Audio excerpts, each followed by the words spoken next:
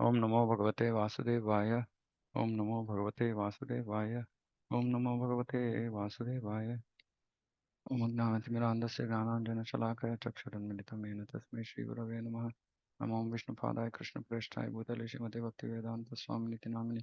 नमस्ते सारस्वते देवे गौरवाणी प्रचारिणि निर्विशेषशून्यवादि पाश्चात्यदेशतारिणि।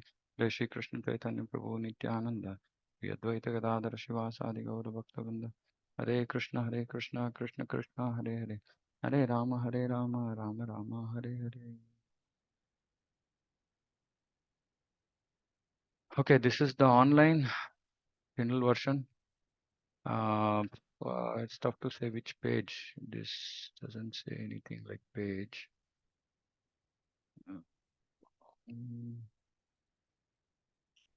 okay, 1 second. I shows something. Yeah, one location. It shows location 120. That's what it shows. Location 120. So, so we just started and we discussed bhakti is independent and how bhakti depends on the mercy of the Lord and his devotee. That's what we discussed. Right, so it says location 120. Basically, this is where we stopped. As Krishna says in Bhagavad Gita, only by his bestowal of mercy can one attain his eternal spiritual realm. This mercy is manifested in the Lord's bestowal of his own Kripa Shakti to his devotee, who then gives it to the fallen souls, as previously explained. So the Lord bestows his Kripa Shakti, his mercy, to the devotee, and the devotee distributes that to the fallen souls. That is why, as devotees, we have to preach, we have to distribute books, we have to distribute this mercy. Otherwise, it might be very difficult for fallen conditioned souls to actually even come in touch with Krishna consciousness. Though we are also fallen conditioned, but we are fortunate that we are in touch with, you come in touch with this Kripa Shakti of the Lord. It's Kripa Shakti, please understand, it's mercy. It's mercy potency, right? So bhakti means mercy potency. Okay, so mercy, bhakti is independent. Bhakti is, there is no other material cause for bhakti.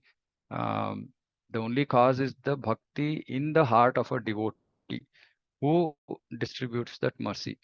And when the devotee wants to give mercy to a jiva, the Lord's mercy becomes subservient.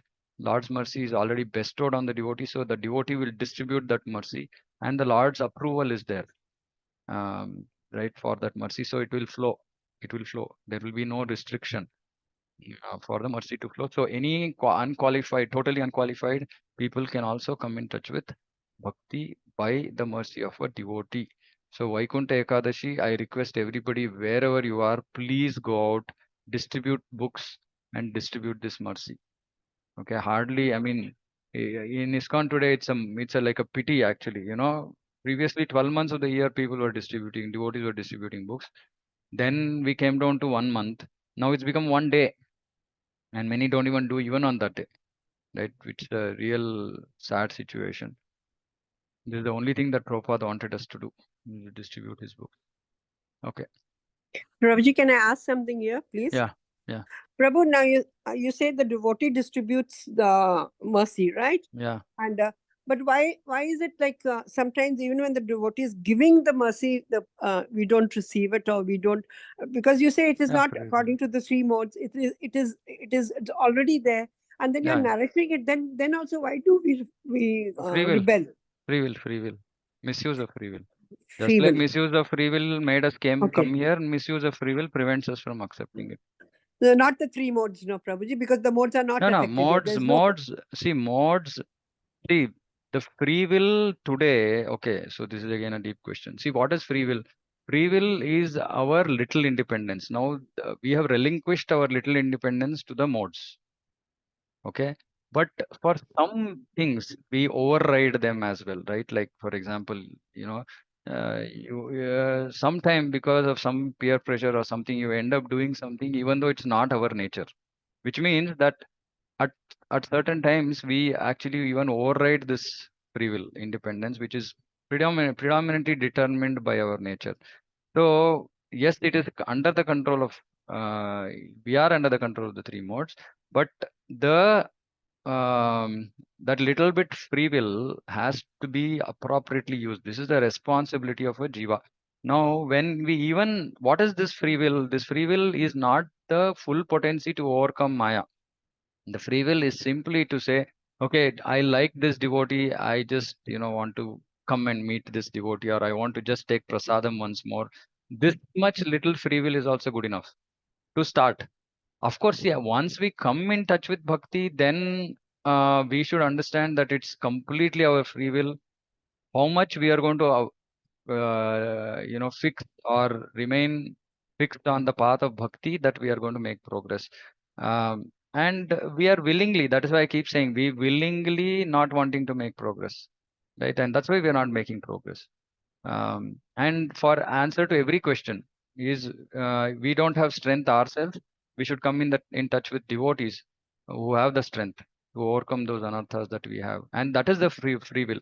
The use of free will there is not to overcome our own anarthas ourselves, but simply to be in constant touch with a devotee who can help us who can pull us out. So it is free will. It is free will, but not all the way through. Meaning, it's not just the free will which will help us overcome the modes. It is the free will which will just help us to be in touch with devotees, which will subsequently result in more mercy flowing and thereby us coming out of the modes. And that is why Rupa Goswami says, gives so much a high emphasis to association, right? Unfortunately, we are not able to understand this. Bhagavatam says, like even Lavamatra Sadhu Sangha Sarva Siddhi Hoy, right? Chaitanya Charitamrita. So that little association of a pure devotee is very, very powerful, because he will bestow his mercy on us, right? So can we use our free will to just come in touch with those devotees as frequently as possible? That's all we need to do. That's all we need to do. And then we don't have to worry about our material modes, because the Kripa Shakti is just way powerful beyond our modes, right? So we have to just be in association with devotees, and association with devotees means hearing, trying to follow. See, I'll give you a very simple example, right? That I'm seeing distribution. Here there is one team here in Vijayanagar who is doing book distribution. They're all doing book distribution, and bunch of devotees. And there's one person who is leading the effort, and he's enthusiastic. He's working in software, but he tries to pull out time to even do book distribution during weekdays. And it's just by his influence, everybody is going out. Everybody is going out, right? Otherwise, they won't have gone out. It's just association. And he's such a nice devotee that he'll call others to join, and they're willingly joining, and everybody is in like a festive mood. Like, whether one book goes, 10 book goes, they don't care. They're just happy to be out there and just try. And this is just the power of the association of that one devotee. It's so simple. It's so simple, right? But we give so many reasons to even not come in touch with the devotee also. We say, I'm staying too far, I'm this, I'm that. I mean 150 useless reasons. But sometimes devotees are also so merciful that they'll simply pull, then come, please come. It'll be nice if you come. Something, right? So to answer that question, that's why I said it is a deep question. So our own ability to overcome our anarthas is not there, not much there, right? But that free will to just simply come in touch with bhakti, with devotees, with prasadam, etc., right, can actually pull us out. Because when we come in touch with any of this, actually mercy flows, and more so with the devotee, right? Because like Prabhupada always said, devotees can't, like twist my ear, right, when required. Prabhuji, just to add a little, like, then why do you get in touch with these bogus, this thing? Is it free will there again, or like, and when you Everything is fall, free will. and when you fall down also from the Absolutely free something, will. it's free will. It's Absolutely not. free.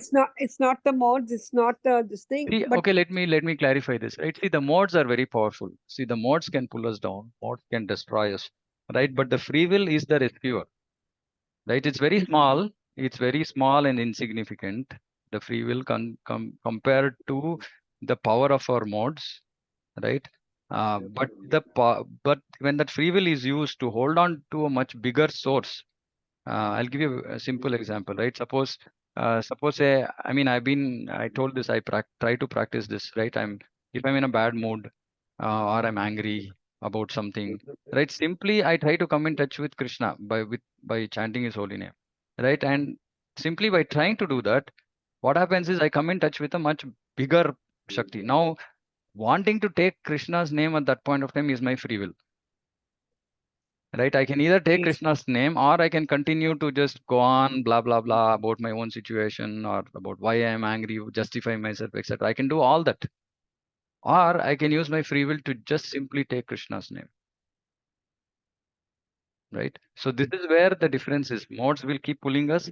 Free will has to be used to pull ourselves back to be in touch with the source of all power, right? Which is Krishna and his devotee. That's all we need to do.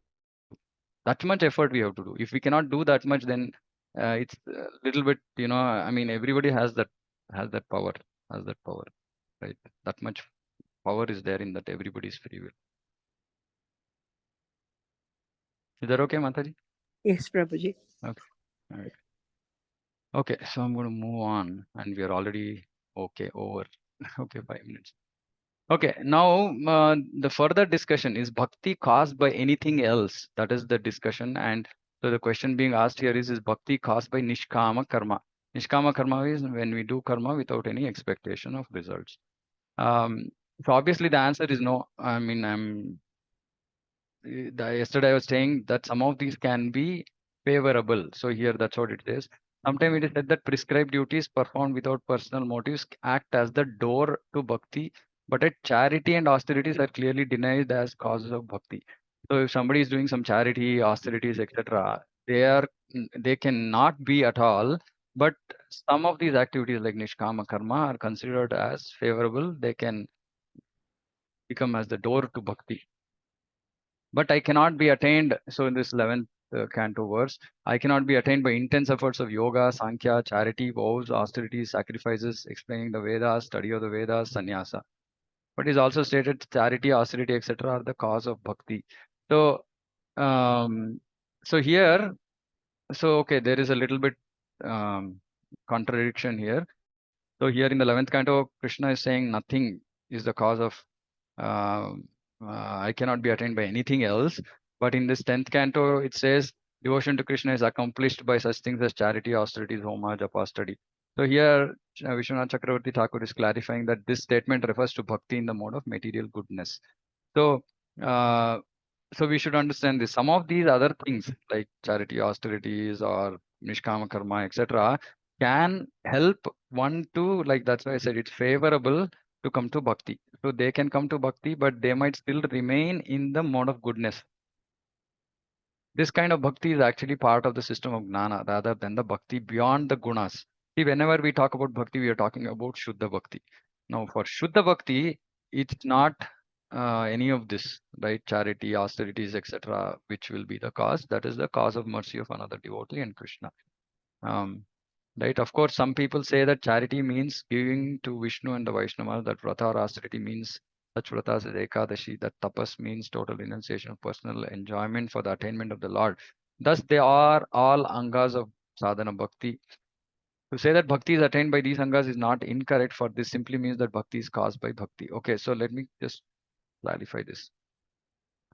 So some of these same charity, austerities, japa, tapa, etc., when it is done in connection as an anga of sadhana bhakti, because it is actually an anga of sadhana bhakti, it can help increase our bhakti, right? But when this bratha, austerity, dana, etc., is done in the mode of goodness, right, just on the platform of mode of goodness, but not as a anga of bhakti, then it can become favorable to bring us to bhakti. Is this clear? Let me just summarize. Charity, austerities, japa, tapa, etc., which are performed on the mode of goodness, can become favorable for a person to come in touch with bhakti, but that bhakti will be in the mode of material goodness. Okay, because bhakti can be performed in mode of goodness, passion, ignorance. But Shuddha bhakti is above the modes, right? So these things which are performed on the platform of goodness can bring one, make it favorable, bring one to the platform of bhakti in the mode of material goodness. But the same japa, tapa, etc., tapascharya, etc., which are done in connection with Krishna, which is as angas of sadhana bhakti, actually help us, propel us to come to the platform of Shuddha Bhakti. Meaning, because it already part of bhakti, right? Charity to Vishnu Vaishnavas is bhakti. So that bhakti will actually increase our bhakti further, right? But not the japa tapa just performed on the mode of goodness. That will not help us to make progress to come to the pure stage, Shuddha Bhakti stage. Is this clear?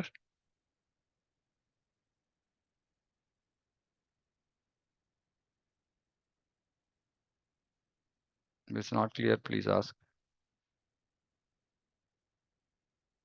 Okay.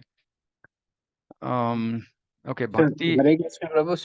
Yeah. I mean, I don't know, I mean, maybe a simple question or complex, but how do you define Suddha Bhakti, Prabhu? Anyavilashita Maybe in one shunyam sentence. gnana karma dhanavritam. No karma, no gnana. Okay, Prabhu. Yeah. So again, so here Vishwanath Chakravarti Thakur is saying that bhakti can cause bhakti. That's all. Nothing else can cause bhakti, right? Which is when we say bhakti here in this book, it is Shuddha Bhakti, not Mishra Bhakti, not bhakti with the intention of getting some money or getting ahead in life or just without any interest like that. Not that. Shuddha Bhakti is got only from Shuddha Bhakti. That's all, right? Um, okay. Mm,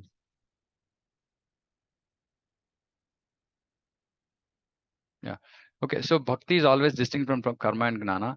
So here there's one verse I'm reading this. If a person having given up his duties in varnashrama, yakpa swadharmam charanam pujam haret bhajanna pakvota patet tato yadi yatra kvava bhadram abodhamushyakim kovarta aptova bachatam swadharmatah. If a person having given up his duties in varnashrama begins the worship of the Lord's lotus feet and happens to deviate or not reach perfection, there's no misfortune for him at all in the future. But what does a person who follow all duties of varnashrama but does not worship the Lord gain? So it's just saying that how much ever karma, gnana, whatever you do is useless. You have to come to bhakti, right? Um, um, yeah. So without bhakti, nothing can be achieved. Neither for a yogi, for a gnani, nobody can achieve anything, right? Perfection can be achieved only when a person comes in touch with bhakti. That is why Bhagavatam says, what is the use of occupational duty if it doesn't increase our eagerness to serve Krishna, or if it doesn't give us an opportunity to hear about Krishna? So don't be engaged. Again, people can't digest this statement, right? Don't be engaged in a job which doesn't allow you to do bhakti. It doesn't matter how much crores of rupees it is giving. It is useless because it's not going to help us bring us to Shuddha Bhakti, right? Have a job which feeds you, which gives you your basic your requirements in life, right? But which allows you to practice bhakti. So simple, practice bhakti means getting up in the morning, chanting Hare Krishna, doing your morning program. Let me put it this way, right? Brahma Muhurta morning program. If your job is not letting you do Brahma Muhurta morning program, you're simply wasting your time. Simple, right? Because this book is on Shuddha Bhakti. I'm not going to mince words, right? I'm going to be as flat, as direct as possible, right? Because otherwise it's useless. It's useless, right? We're simply going to waste our life and one more life wasted. Okay. It is seen from the above verses that the accomplishment of results on the paths of gnana, karma, and yoga, etc., are completely dependent on bhakti. Whereas the accomplishment of the result of the practice of bhakti, which is prema, is never dependent on karma, gnana, yoga. See, bhakti is super independent. In fact, other paths are dependent on bhakti, not the other way around. Right? So just understand how powerful bhakti is, right? And many people say, like we've been discussing, right? Karma and gnana, right? Tasmad mad bhakti yuktasya yogino vai mad atmanaha na gnanam na cha vairagyam praya shreyo bhavet iha. Therefore, for a devotee engaged in bhakti, again, Shuddha Bhakti, with mind fixed on me, the cultivation of knowledge and renunciation is generally not beneficial for bhakti. This knowledge and renunciation is the this knowledge is the Brahma Gnana. This renunciation is Falgu Vairagya, just artificial. Gnani is renunciation, right? So this is useless, right? So just understand, we should simply stick to the process of bhakti. That's all. Nothing else needs to be done. No additional unnecessary, vairagya needs to be developed. Nothing is required. Because actually Shastra Bhakti Rasamrita Sindhu says, right, when we do too much austerities, we become hard. We become hard-hearted, right? Because people focus so much on these austerities that they forget that the or the why we are doing that is to please Krishna, right? And that is why on Ekadashis, I don't talk or share Ekadashi Mahatmya with people because it makes it look like Karma Kanda. Simple only reason why we are doing Ekadashi, not for some health reason, not for cleansing, not for this, not for that, simply to please Krishna. That's all, right? So we should understand that nothing else is the cause of bhakti. Everything that can be achieved by karma, penance, gnana, vairagya, charity, dharma, and all other auspicious means of perfecting life is easily achieved by a devotee, by my devotee through bhakti. If somehow or other my devotee desires swarga, liberation, or residence in my abode, he easily achieves such benedictions. Easily, if we are a devotee, we can easily, if you want to go to Swarga, we can go. If you want liberation, we can get. If you want to reside in Salokya, same residence as my abode, Krishna is saying, yes, he will easily achieve it. Not a big deal at all. Right? So bhakti is so powerful. But without bhakti, this process do not give the results. Nothing else can give result without bhakti. If one is devoid of bhakti, yeah.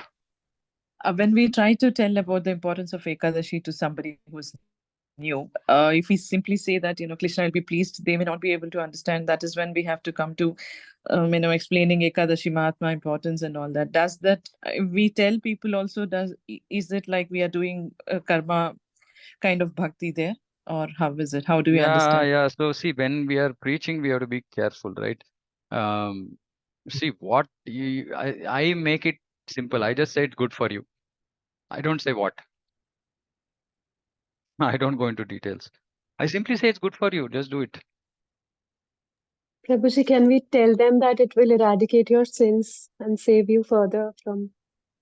Yeah, I mean, see, the problem with all these is these people will start doing things with only this in mind, right? And when they'll ask you a question, next question they'll ask you, how will I know if my sins have been eradicated? What will you tell them? We won't have any answer,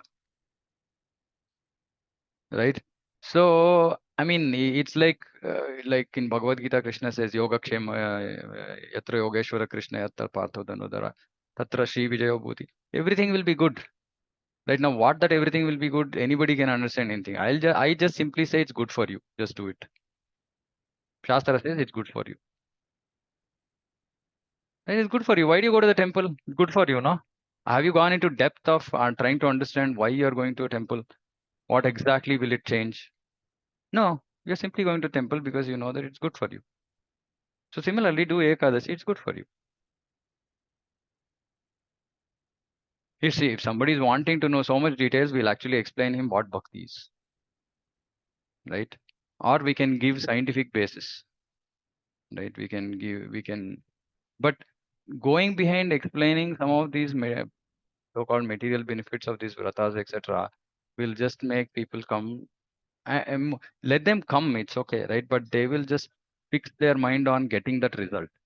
And if they're not seeing that result, then there's a high chance they might just go away or lose faith, etc. So it's important that we be careful when we are preaching. I also another thing I say is like there are a few things which you do which will do good for you, right? And then just say, and slowly when they so the first thing actually, which is why first thing we should somehow get people to do is have prasadam or chant Hare Krishna, because then the receptiveness will be more. They will receive the knowledge, whatever we say. You can say, but that's what you have to be very careful. People should not get stuck to it. That's the only concern. And see what happens with these. No, we can say, how does it matter? But the actually one good thing maybe we should do is like here, if Prabhupada has answered this saying that why do Ekadashi, we can use that. Let me see if you can also search somewhere conversations, Veda base, see what Prabhupada says about why do Ekadashi. Because I've not seen him give any, lesser than pure bhakti cause reason for any of this, right? So we can look at it. Okay, so to conclude this section, bhakti is independent because of its supreme power and gives life to the other process. So is this clear so far?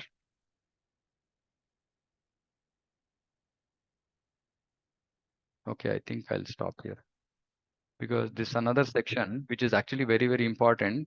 It says that bhakti is not dependent on our purity. Many of us say, no, like, oh, I'm not at that level. I have so many anarthas. Bhakti doesn't depend on this. Bhakti doesn't depend even on the faith. Bhakti is even independent of faith, right? So it will deliver, right? It's amazing actually. This section is very amazing. Actually, it'll bewilder us. Yeah, we will do it tomorrow. I'll stop here. Any other? Prabhu, how is bhakti independent of faith? I mean, is it Will just come. that Well, rules that's and why that is the regulations? next section. That is the next section. So I just said here it is saying bhakti does not depend on purity or faith. So we'll understand what it is in the next section. I said I'm not going to go further because this section is also very important. After this is the first wave, right? This is the introduction to how powerful bhakti is, which should give us the confidence saying that I have to simply stick to the process. Everything else will work. I don't have to bother about my conditioning, about my position, about my this, that, and all that. Simply, I should be able to follow the process. What do I need to do to follow the process? If I cannot do it myself, hold on to a devotee who will pull me. That's all. That's all we need to do, right? And we'll understand what this bhakti does not depend on purity or faith. What it means. Yeah. Yes, Mantra Mataji. Raising your hand. Okay. Anybody else had anything to say? Hare Krishna Prabhuji. Yeah, Prabhu. Yeah, Prabhu. I have Oh, you raised your hand. Okay, yes, Prabhu. Yes, Prabhu, please.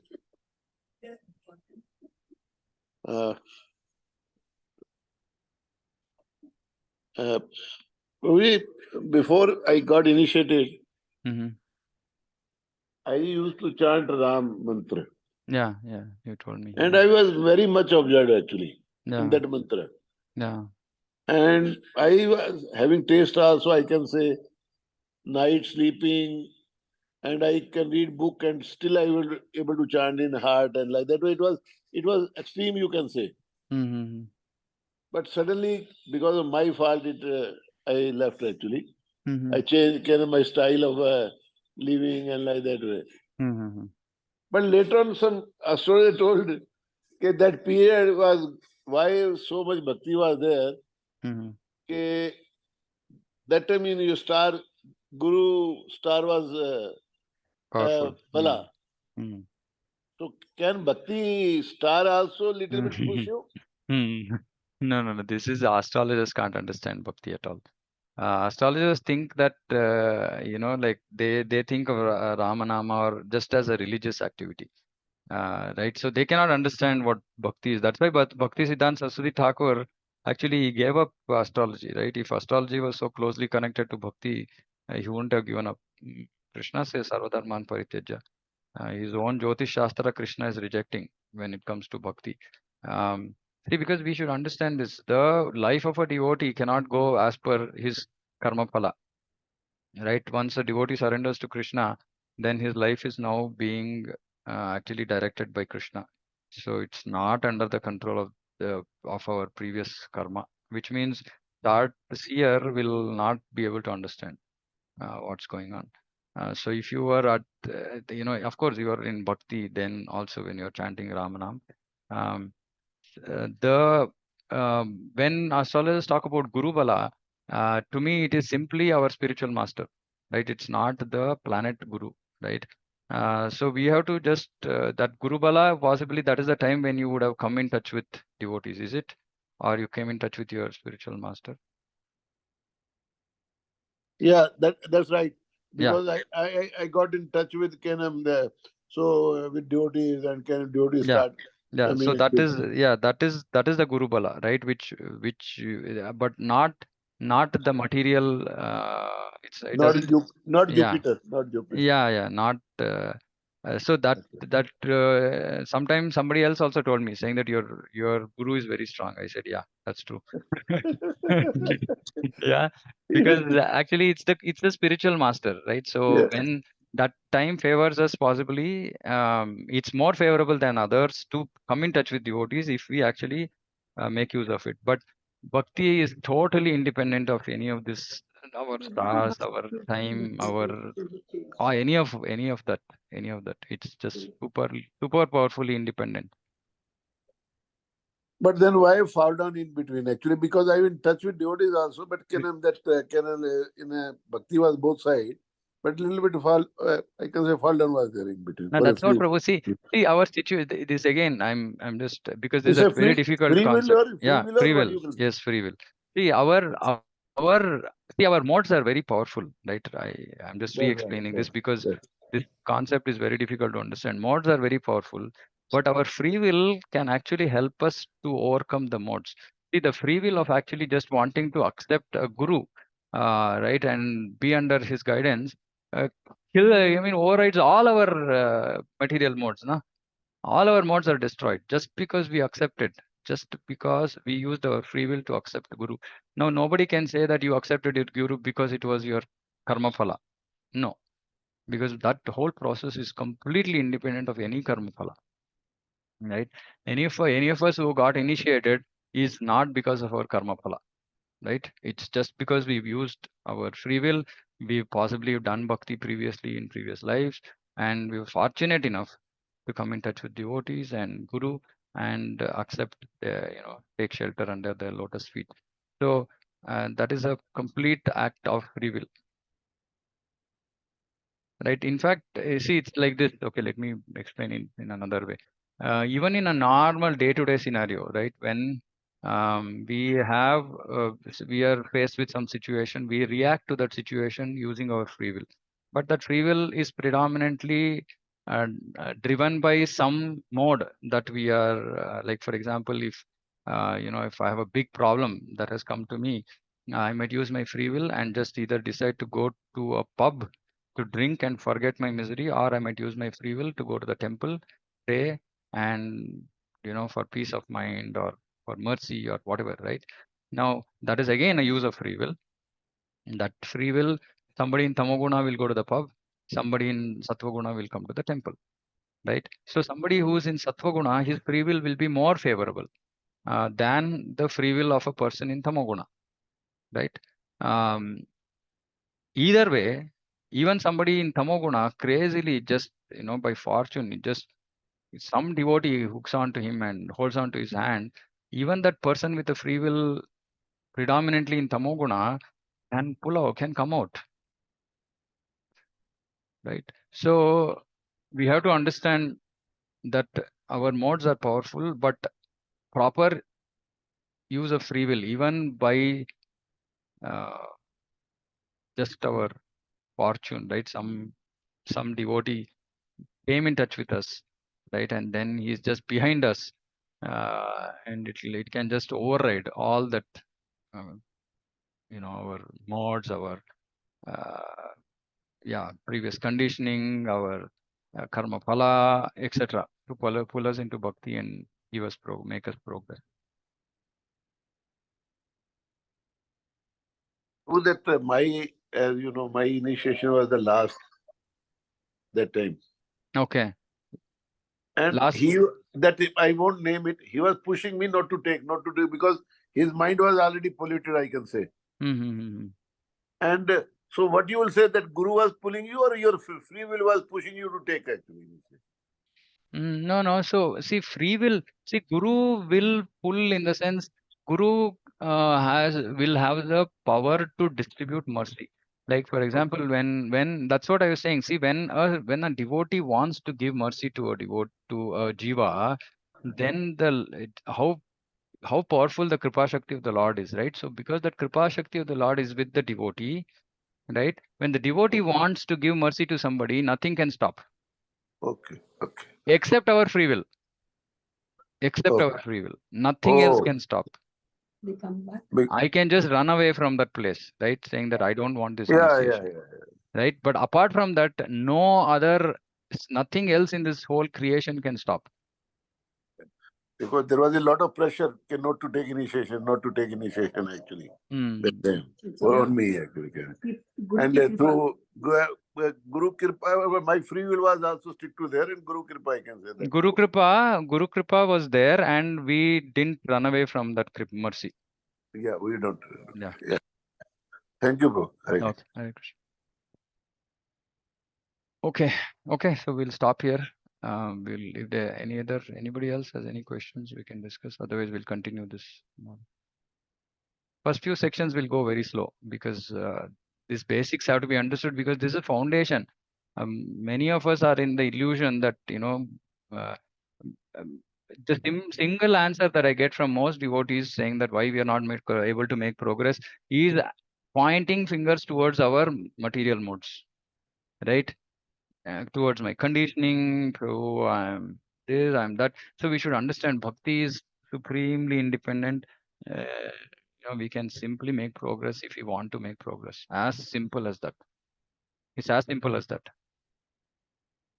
Right? Mercy is very powerful. Mercy is much more powerful than our anarthas, than our karma phala, than anything else. Right? So hold on to devotees, hold on to devotees, hold on to Guru. Hold on to Guru means follow his instructions. This is very, very important. Hold on to Guru doesn't just mean I have a connection with a Guru, right? Hold on to Guru means understanding what his instructions are, following his instructions. And following his instructions means being ready to do anything, right? Not driven by my practicality, my capability, my this, my that, none of that nonsense, right? Just, okay, Guru is saying this, okay, done. I'm going to do it. That's all. This is what will bring mercy to us. This is my life's experience. I'm just telling, of course, it's tattva, right? But many people have said various things about this, but it's tattva, and I have seen it in my life, right? To whatever extent I've seen, I try to do is simply just because Gurumukha Padma Vakya, right? I mean, for me, it's always been from day one, Srila Prabhupada, and then of course my own Guru Maharaj and senior Vaishnavas, right? I take their words very seriously, irrespective of who it is, right? And of course, in terms of prioritization, time, effort, etc., it will be Prabhupada, Guru Maharaj, and then all other senior Vaishnavas, right? And if we take that seriously, then we'll make progress. Then nothing material can stop us. Okay, can you stop? Okay. Panchakalpatarubhyashta kripasindhubhyo patitanapānabhyo vaishnavibhyo koti vaishnava Hare Krishna. Hare Krishna, Prabhuji. Dandavat Hare pranam. Krishna, Dandavat Namaskar.